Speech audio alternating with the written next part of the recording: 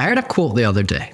Most people want what's best for you until they think you're doing better than them. If you can find people comfortable with you surpassing them and them still cheering you on, that's the best type of friend you can ask for. I can't exactly pinpoint where I heard that, but whoever said it was certainly onto something. You see, whether it be friends, family, teachers, or anyone else, if you're not even a young entrepreneur, but just someone starting out as an entrepreneur, the chances are, if you're anything like me, that you'll be hearing some of the ridiculous stuff like what I'm going to share in this video. I'm going to run through some of the most stupid, comical, and just incorrect things that I heard at the beginning of my journey. And I'm going to share the story behind them as well as why some of them are just plain dumb. You shouldn't delegate work, you should do it yourself and keep the money. This was a concept I nearly believed after experiencing it on a few occasions. One in particular that I remember, I was once mocked when I was 16 at a family gathering. Someone had asked me to pass the salt and someone else interjected with,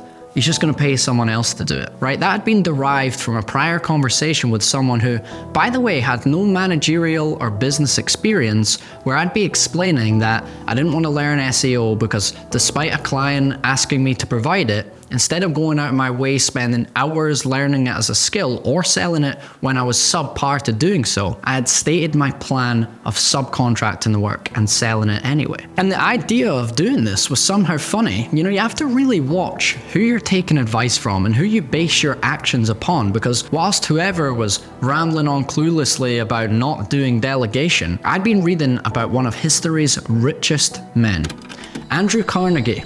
And despite how his fortune was completely made up, or mostly made up from the steel industry, he barely knew anything about the steelmaking process itself. You see, delegation is one of the most important and utilized skills in the process of getting rich, so don't let anyone tell you anything to the contrary.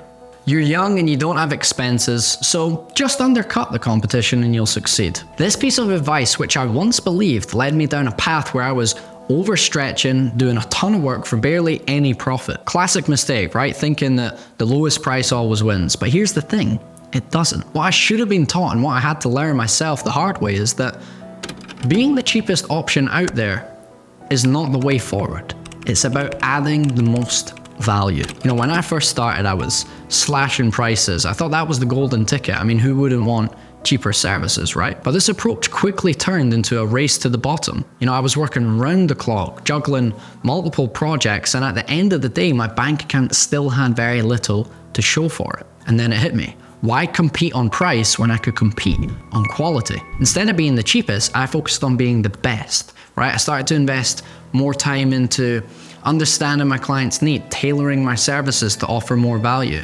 And this shift didn't just increase my profits, it attracted a different kind of client, one who valued quality over cost. So to any young entrepreneur out there, don't fall into the trap of thinking that underpricing is your only edge. Your real edge is the value that you can bring to the table. That's what sets you apart, and that is what will ultimately drive your success. Wait until you have more experience. You're too young to start a business. Now, this is one I heard a lot, and honestly, it's one of the most frustrating pieces of advice out there. It's a classic catch-22, especially for younger entrepreneurs, right? You're told you can't start a business because you don't have experience, but how are you supposed to gain that experience if nobody gives you a chance? This isn't just an entrepreneurial issue either. It's a paradox that many young people face when they're entering the employment world. You're expected to have experience right out of the gate, but no one wants to be the first to open that gate.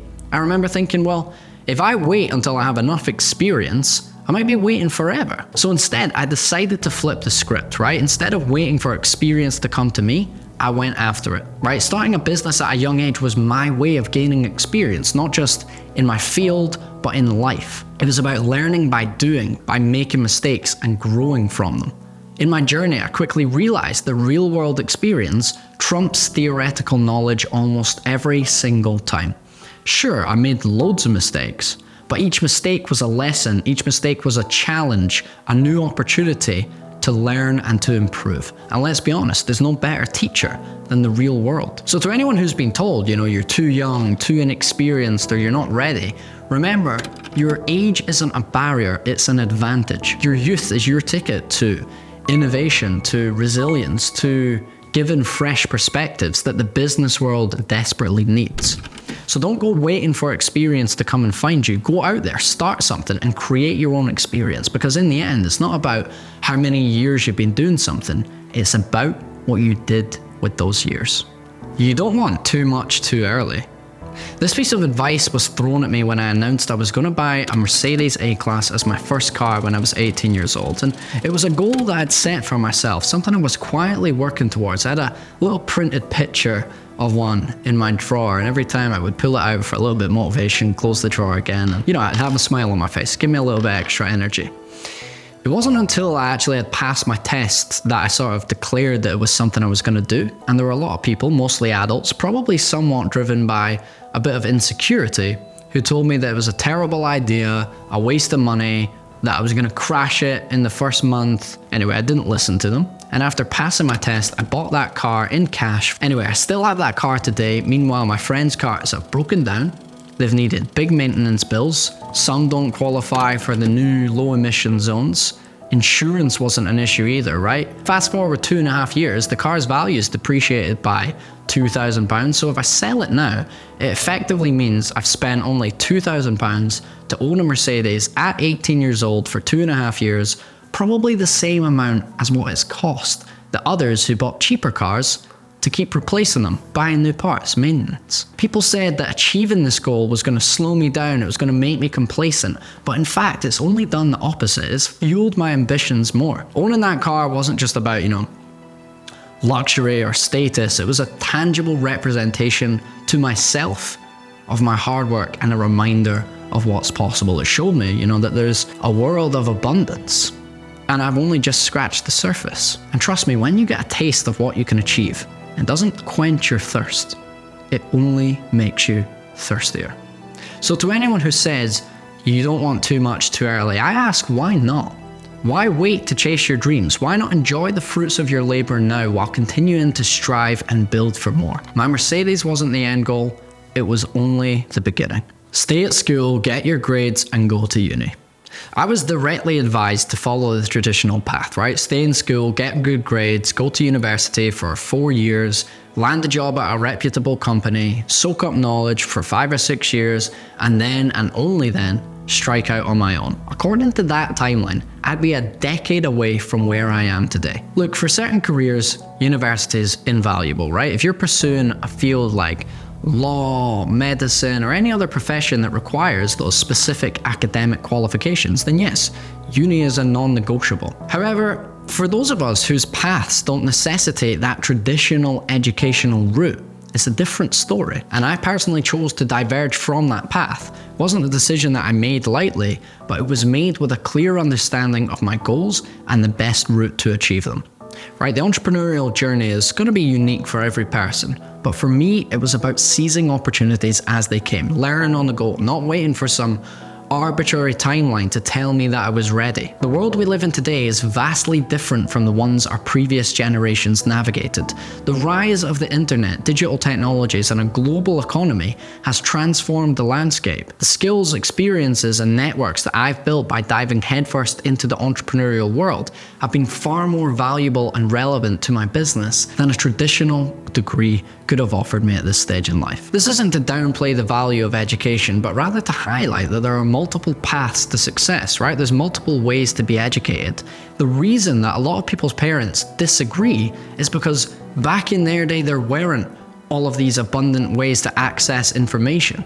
The way you learned was through the traditional education systems, and they're still trapped in that mindset. But for some of us, the classroom is just not where our most impactful lessons are learned. The key is to understand yourself, your industry, and the skills you need to succeed. Sometimes that means building your own curriculum, right, outside of traditional academia. So to anyone who's feeling pressured to, stick to the safe path, remember, your journey is yours alone.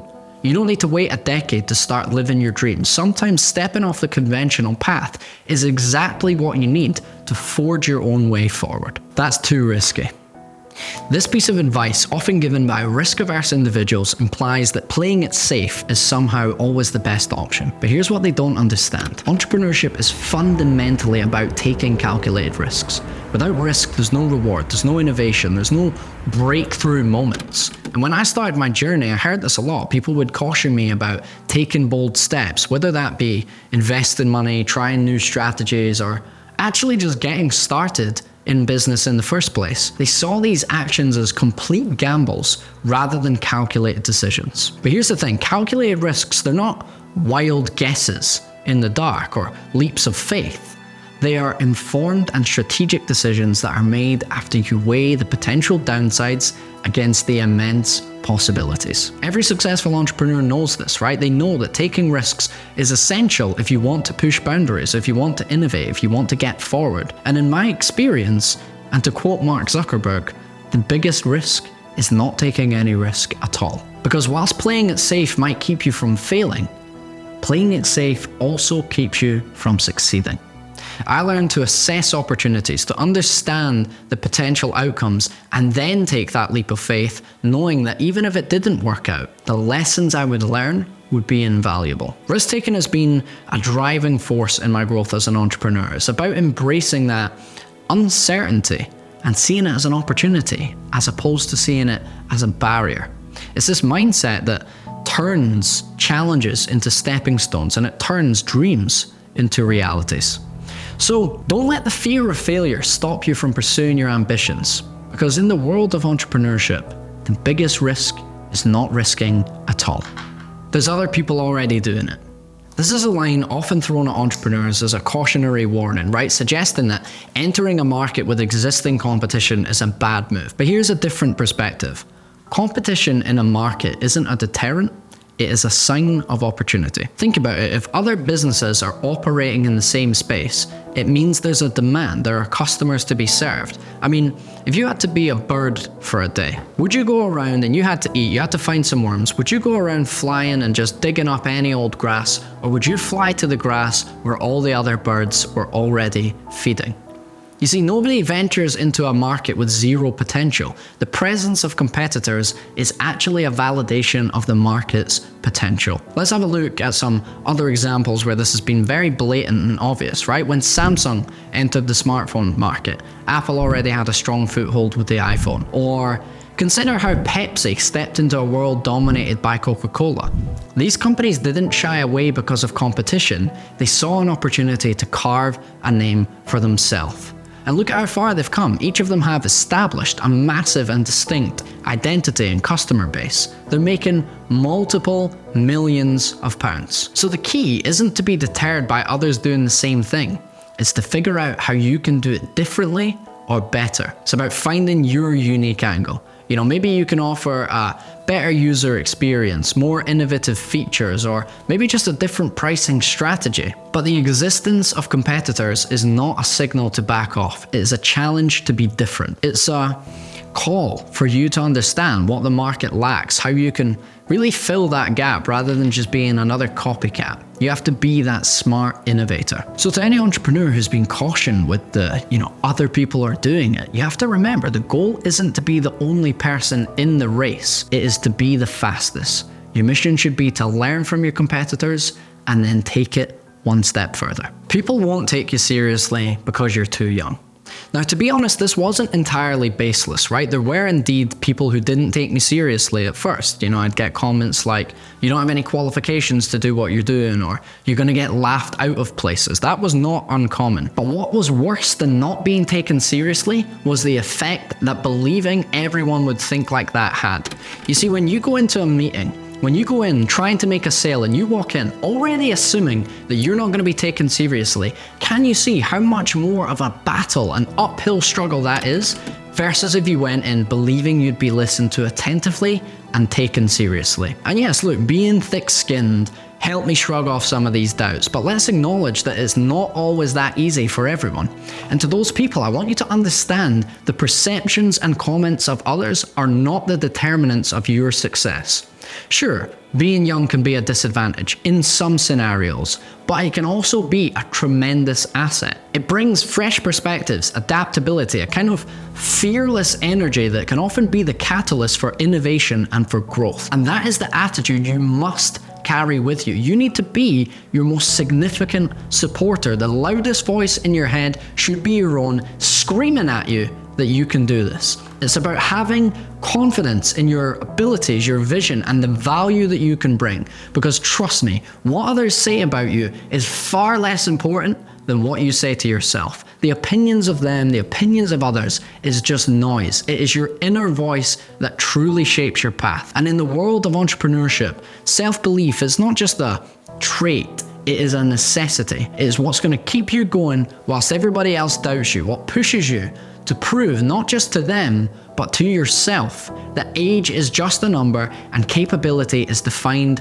not by years, but by determination and by skill. So to everyone out there that's facing skepticism, facing doubt, remember your age, upbringing, background, none of that defines your ability or your potential. What truly matters is the strength of your conviction and the confidence with which you pursue your goals. So there we have some of the most ridiculous things that were said to me as a young entrepreneur.